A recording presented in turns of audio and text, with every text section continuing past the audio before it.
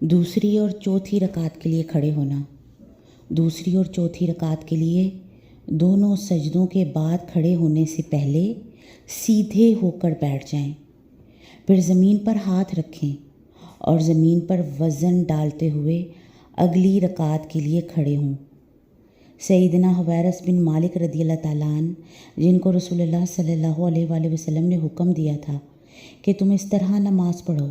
جس طرح مجھے نماز پڑھتے دیکھتے ہو، جب وہ پہلی اور تیسری رکعت کے دوسرے سجدے سے کھڑے ہوتے تو زمین پر ٹیک لگا کر کھڑے ہوتے۔